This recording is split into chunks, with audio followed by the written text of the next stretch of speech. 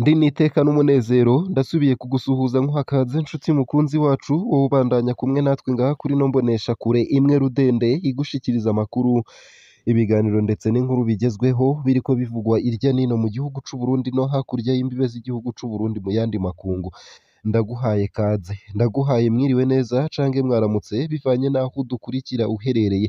Ico utegerezwa gusa ni ugufyonda sabone canke subscribe nawe utarafyondako hama ukabandanya ushikirwa n'amakuru ibiganiro ndetse n'inkuru tubandanya gushikiriza bivugwa irya nino mu gihugu cacu ciza c'u Burundi no hakurya y'imbibe z'igihugu cacu mu makungu ya kure. Ndaguhaye kaze nanakwipfuriza kubandanya uraruranirwa mu vyo uriko urarangura. Ano makuru ya kano kanya rero harabafatiye ku ngingo nkuru zikurikira. I Bururi umukuru wa zone Binyuro harapfunzwe. Espe Nemerimana umukuru wa zone Binyuro muri komine Vyanda mu ntara ya Bururi mu bumanuko bw'u Burundi harapfungiwe mu gasho k'igipolisi ku mugwa mukuru w'intara kuva ku wa 16 Myandagaro 2024 akurikiranwa ku caha co kugira uruhara mu bwicanyi. Espe Nemerimana yarungitswe mu gasho k'igipolisi c'i Bururi ku muhingamo yari yahagaritswe imbere y'umutaga. Amasoko mu gipolisi akaba avuga ko yumvirijwe n'inyamiramabi mu gipolisi imbere yo kurungikwa muri iryo bohero. Ku bw'amasoko mu ntwaro uwo yari arongoye zone Binyuro hakurikiranwa ku caha co kugira uruhara mu rupfu rw'uwitwa Jean Pierre Ndikumagenge umukukuruke mu gisirikare c'u Burundi. Abanyagihugu b'igihinga bakaba ahabereye iryo bara bakaba bemeza ko babonye ku wa gatatu uheze impuzu z'umuhisi ziriko amaraso inyuma y'inzu y'uwo muryango.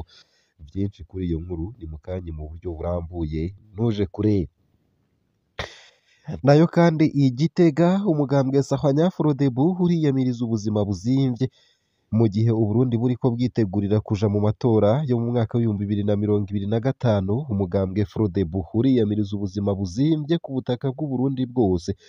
Ivyo vyatangajwe ku wa gatandatu wa 17 Myandagaro 2024 Igitega mu mugwa mukuru wa politike n'umukuru w'uwo mugambwe. Yavuze kandi ko afise amakenga k'amatora atazoba yizewe na cane ko umugambwe wiwe utashizwemwo mw'ishirwaho ry'imirwi iyategura kuva hejuru gushika hasi. Patrick Nkurunziza yavuze ko ababazwa n'ihungabana ry'ubutunzi ryibonekeza mu Burundi. Vyinshi kuri iyo nkuru ni mukanye mu buryo bw'idonido. Nayo kandi mu bumanuko bw'u Burundi iduga ridasanzwe ry'igiciro c'itike ryo kwiyunguruza rirahangayikishije abanyagihugu isinzi. Haribonekeza iduga ridasanzwe ry'igiciro co kwiyunguruza biturutse kw'ibura ry'igitoro nk'akarorero hagati ya Bururi uja mu gisagara ca Rumonge aho itike ari ibihumbi 20 vy'amarundi mu gihe igiciro cashinzwe ari ibihumbi 10. Abiyunguruza bagiriza indongozi mu ntwaro no mu gipolisi kwigira sindabibazwa. Itike ryo kwiyunguruza uva i Matana gushika ku mugwa mukuru w'intara ya Rutana ubu ni ibihumbi 12 mu gihe igiciro ca leta ari ibihumbi 6 bitarenga. Igiciro c'itike ryo kwiyunguruza caraduze no kwibarabara Bujumbura Matana abiyunguruza barababazwa no kuriha ibihumbi 25 aho kuriha ibihumbi 10 vyashinzwe na leta. Vyinshi kuri iyo nkuru ni mukanye mu buryo bw'idonido ntuje kure. Nayo mu yandi makuru kandi nuko Igoma abantu batari munsi ya 80 bishwe mu kiringo kidashikana ukwezi. Ku bw'amashirahamwe adakiranira ivyicaro vya politike yaho abantu batari munsi ya 80 barishwe mu gisagara ca Goma mu mugwa mukuru w'intara ya Nord Kivu mu buseruko bwa Republika Iharanira Rusangi ya Kongo mu kiringo kidashikana ukwezi nyene. Amashirahamwe adakiranira ivyicaro vya politike haranegura ukuntu abategetsi badashobora gukingira abanyagihugu mu gihe umutekano muke uguma wiyongera muri ako gace ko mu buseruko. Abanyapolitike babona ko gushira ico gice mu bihe bidasanzwe vyagizwe na Felix Antoine Tshisekedi ataco vyafashije mu gucunga umutekano w'abanyagihugu. Amashirahamwe adakiranira ivyicaro vya politike muri Goma akabasaba ko abategetsi bashizweho mu bihe bidasanzwe batanga imihoho kubera ko bananiwe gukingira umutekano w'abanyagihugu. Sayo gusa ayo hamwe n'ayandi ni mukanye mu buryo bw'idonido ntuje kure. Ico utegerezwa gusa ni ugufyonda sabone canke subscribe nawe utarafyondako hama ukabandanya ushikirwa n'amakuru ibiganiro ndetse n'inkuru tubandanya gushikiriza. Ano makuru ku buryo burambuye ntunyemerere nyatangurire kuri ino nkuru ivuga ko umugambwe Sahwanya Frodebu uri kuriyamiriza ubuzima buzimvye.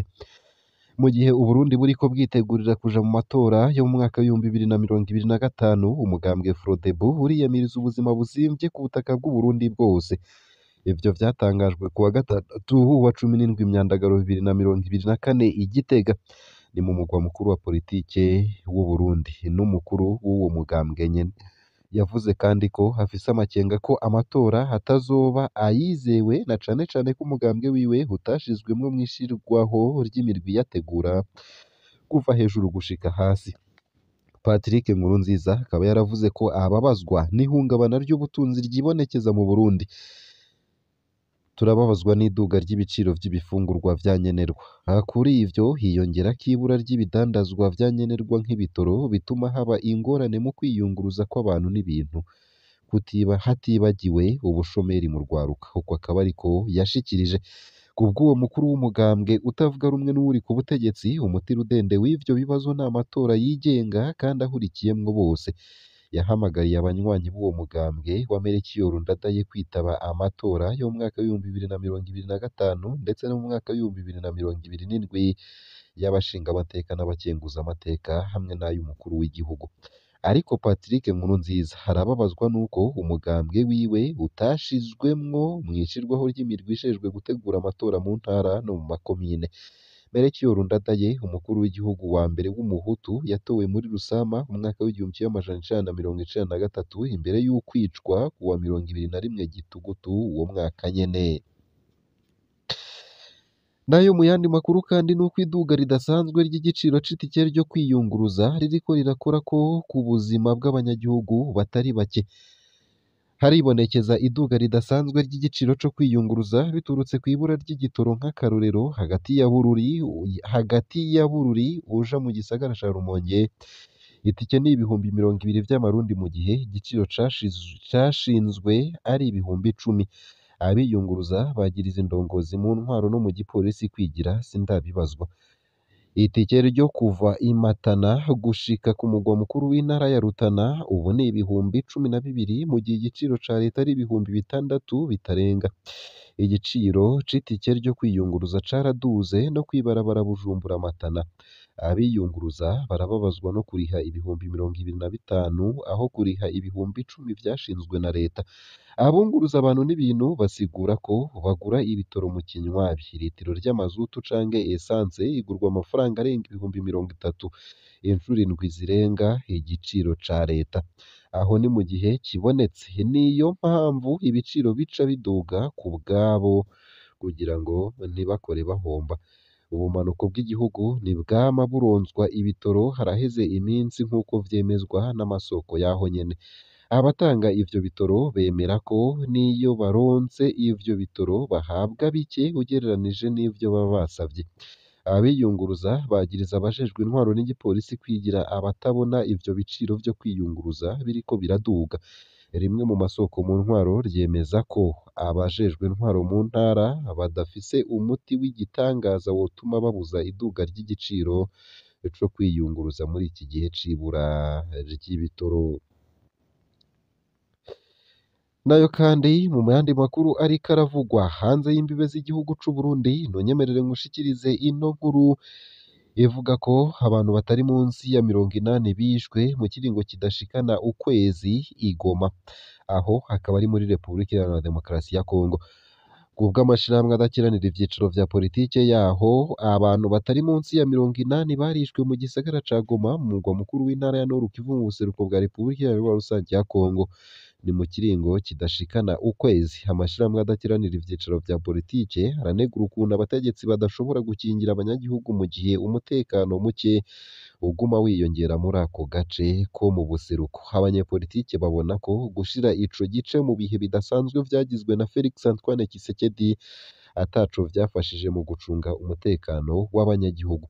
Amashirahamwe adakiranira ivyiciro vya politike muri Goma akaba asaba ko abategetsi bashizweho mu bihe bidasanzwe batanga imihoho kubera ko bananiwe gukingira umutekano w'abanyagihugu. Mu nama ihuza abo mu mashirahamwe adakiranira ivyicaro vya politike n'abarongoye igisagara ca Goma ku wa 14 Myandagaro 2024, abayarongoye barerekanye igitigiri kinini cane c'abantu bishwe ku mugwa mukuru wa Nord Kivu.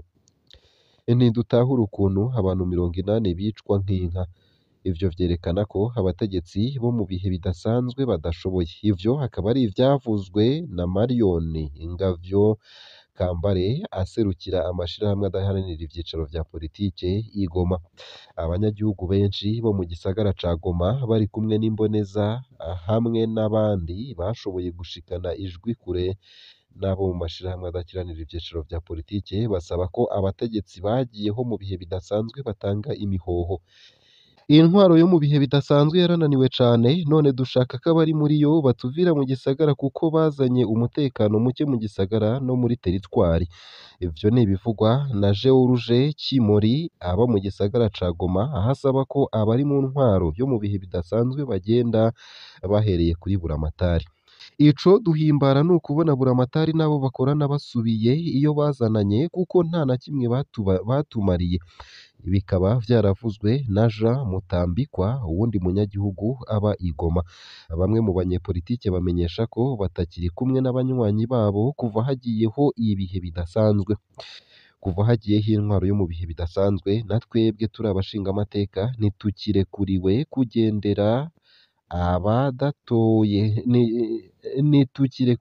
kugendera abadutoye. Ikirenze ko nuko hari umutekano muke kuko iyo ntwaro yo mu bihe bidasanzwe itarajaho.